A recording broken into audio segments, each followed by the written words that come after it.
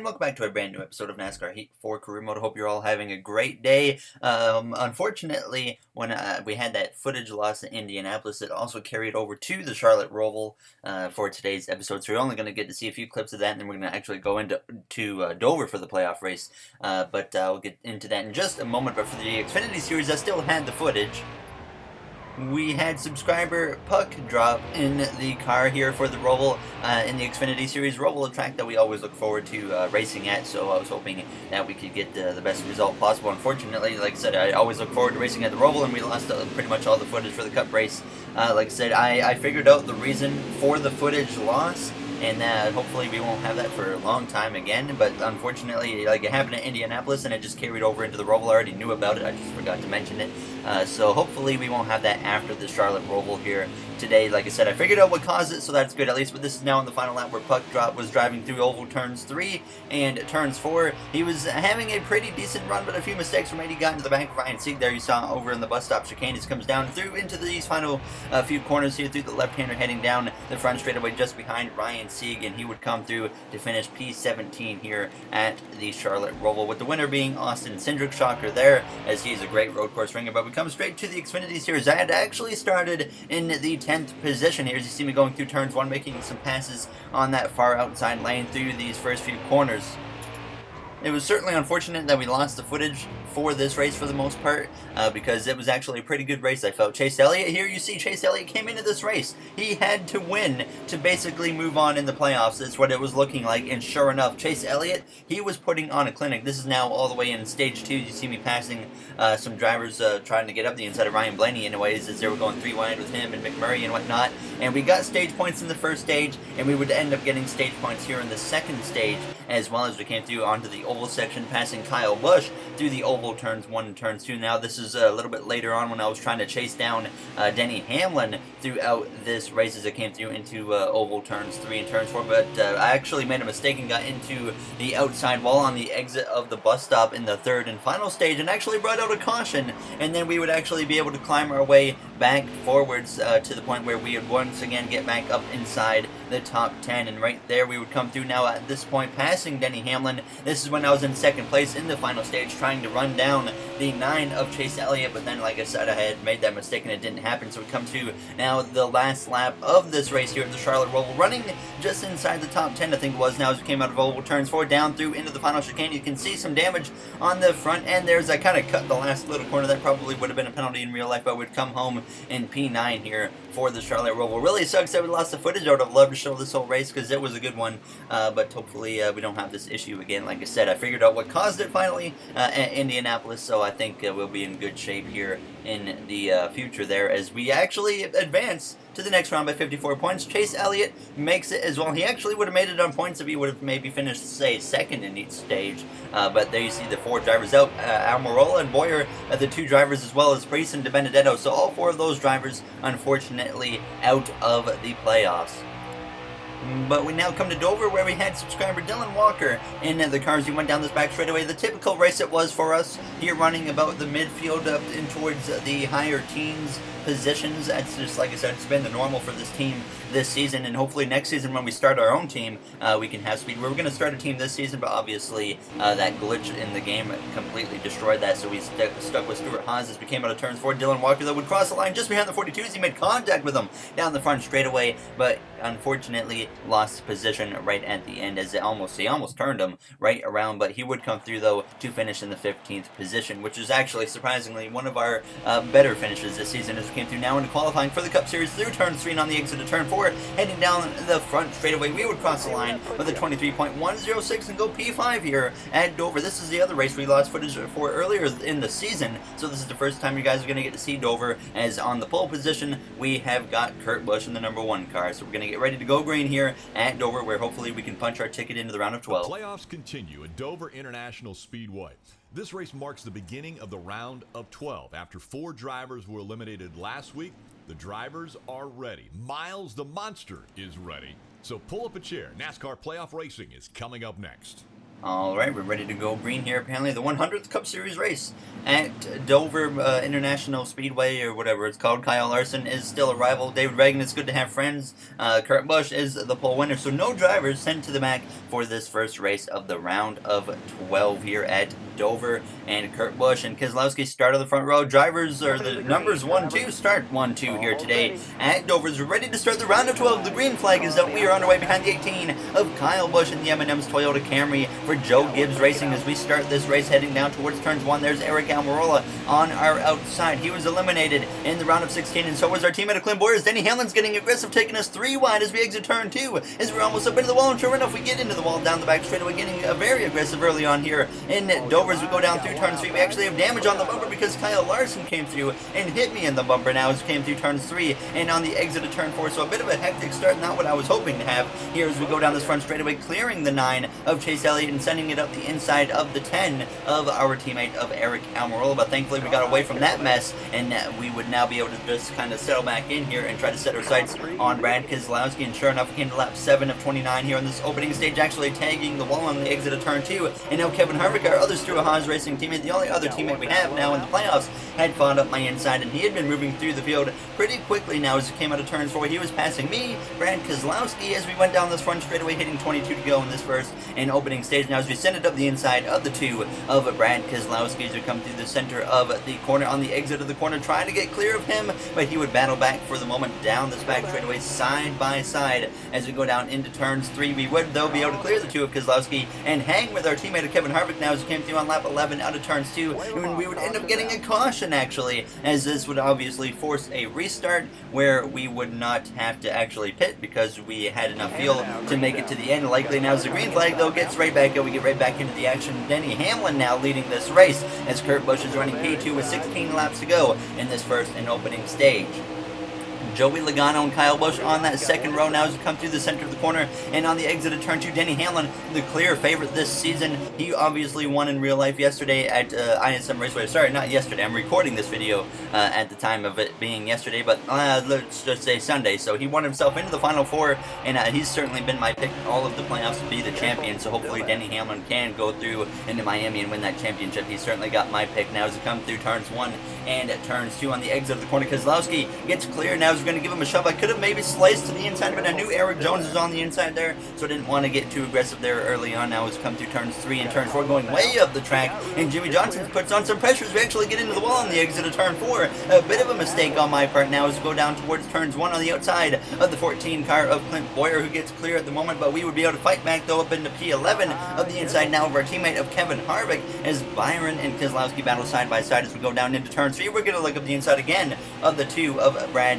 Keselowski. So now once again moving our way back forwards when we're not making mistakes, sure enough, now as we get up into P9, now trying to pass William Byron a few laps later on lap 24, getting sideways on the exit of the corner. The tire icon has now come on with just 5 laps to go, so might need to be careful now as we come through turns 1 and turns 2. Could certainly see some tire issues for other drivers now as we go down this back straightaway behind that 24 of William Byron, and sure enough, we have a spinner of Jimmy Johnson who goes head on to the inside wall as the caution is going to fly late here in the first stage as he goes back up the track and collects Dillon and Newman in the process. 48's going all over the place. Now as we would come to the pit lane for 2 cans of fuel, 4 tires, and this would actually set us up for a 1-lap dash here at the end of the first stage. We actually lost 2 positions due to a few drivers staying out. Now as the green flag is back out and the final stage is underway for a 1-lap dash. Not a good restart at all as we got into the back of the 14 of Boyer. We had to check up, and now we're outside of the top 10 as we go through turns 1 and turns 2, and we slide up the track. And now the 4 of Kevin Harvick is going to get to the inside as we come through turns 1 and turns 2.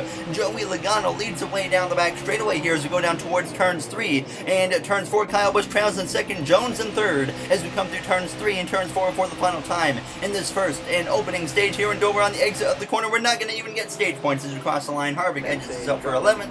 We get P12 here in the first and opening stage. Very unfortunate there. We were running in stage points most of the stage, and then it just completely blew away there at the end. There as Ryan Newman would come to the pit lane. We did not have to pit, so we would get ready to restart P11 for the start of stage 2.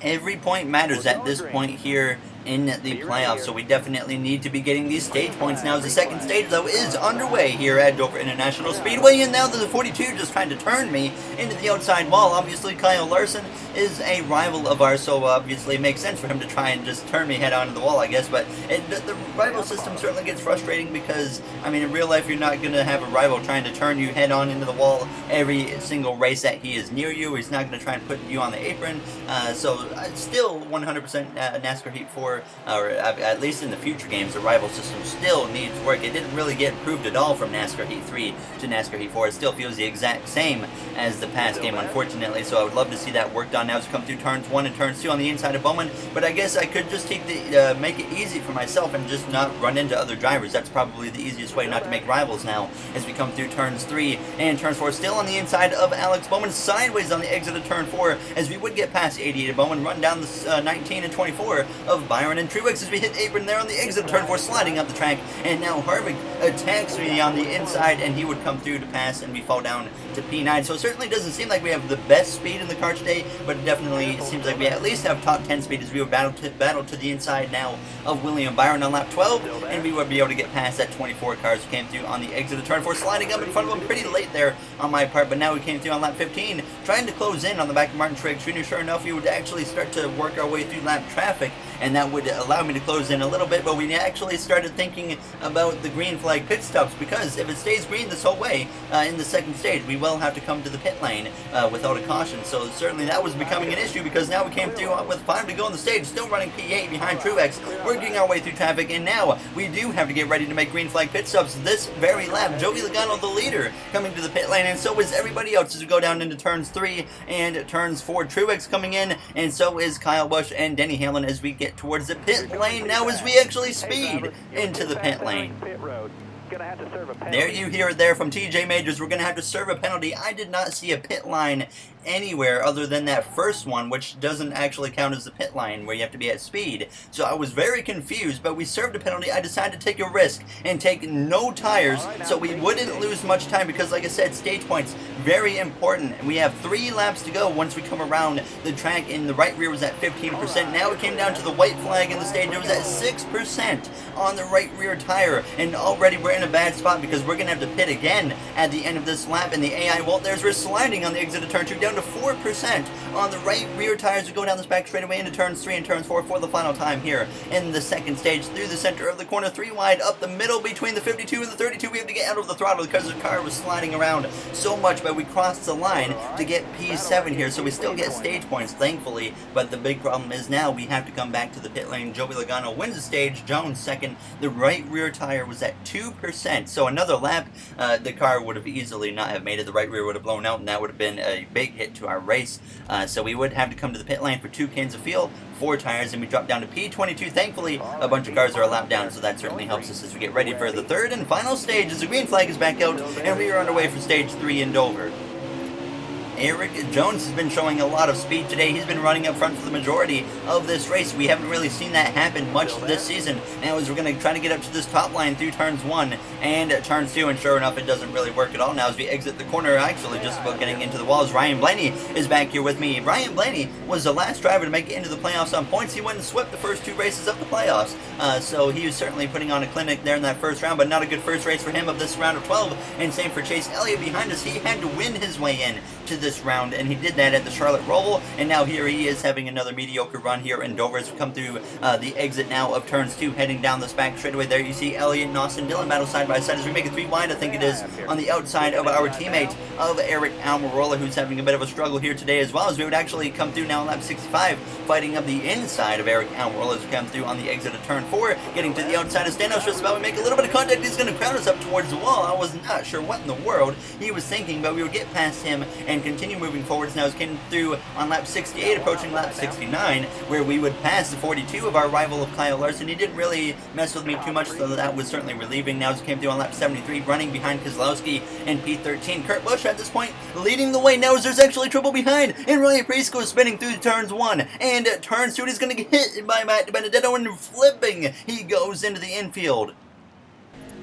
The caution is out late here in Dover. I guess not really late. There's still 28 laps to go, but everyone comes to the pit lane for 2 cans of fuel, 4 tires. That was pretty a no-brainer. Everyone had to take 4 tires for this one. So the green flag right back out here in Dover, and we start P15. Now was actually Bubba Wallace leads the way, so he is one of the drivers that took a gamble here. 24 laps to go, as actually Ryan Blaney stayed out as well. So 2 of the best friends in NASCAR, Ryan Blaney and Bubba Wallace, both decided we're going to stay out here on these pit stops and see what we can make happen. Now as we go down this back straightaway towards turn 3 up the inside of Clint Warrior, trying to look up the inside of Ryan Newman as well as we come through the center of turns 3 and turn 4. Bubba Wallace dropping very quickly, and so is Ryan Blaney now as we make a little bit of contact there with Ryan Newman. Now as we came through on lap 79 of the inside of Ryan Blaney, still just after this restart. Eric Jones had taken the lead now as we're on the inside of Truex as we exit turn 4. Inside ways we go down this front straightaway, and spinning we go now as we're going to make contact with the 22 of Logano as we get pushed down the whole front straightaway, as all of a sudden this race has completely been turned around for us now as the caution is out. 2 seconds of damage. I decided we might as well just come to the pit lane, fix what was the damage that we have, put 4 tires on it, and get back out there and see what we can make happen here.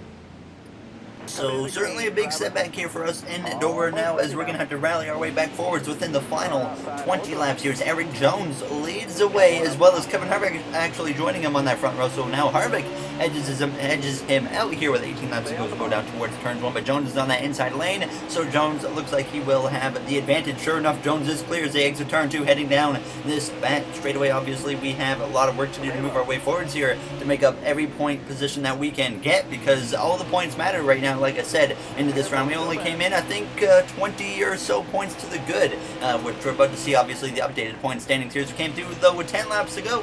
We had moved our way up into P15 at this point now, as Jones had continued to lead as we went down the back straightaway. Eric Jones still looking for win number 1 on the season, and it looks like he might be in prime position to do that now as we came through, passing Eric Almirola and now passing Kyle Larson as we exit turn 4. Now on the exit of the corner, though, Larson going to give us a bumper as we go down towards turns 1 here with just 5 laps to go in Dover. Thankfully, we held on to it now as we come through, approaching just the final lap here at Dover. Running down now the 19 of Martin Truex Jr. Eric Jones has taken the white flag as we exit turn 4 side by side with the 19 of Truex now as we start this final lap for ourselves. Eric Jones, though, on the back straightaway as we go down towards turn 3. He is looking for win number 1 on the season. This will punch his ticket into the round of 8 if he hangs on here for one more corner out of turns 4. Eric Jones, he would come through to win here in Dover as we come through turns 3 and turns 4, just ahead of Martin Truex Jr. through the center of the corner for the final time. We rallied back, not to a top 10, so this is going to be a hit maybe, but we cross the line to still come through to at least get a half-decent finish of P12 here, as Jimmy Johnson actually opens up the top 10 today,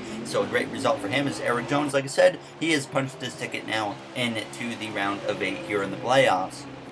There you see Chase Elliott, one of the notables of the playoff drivers that did not do very good today, as well as Ryan Blaney. He didn't have a very strong race, but there you see the playoff grid now. We are 15 points to the good.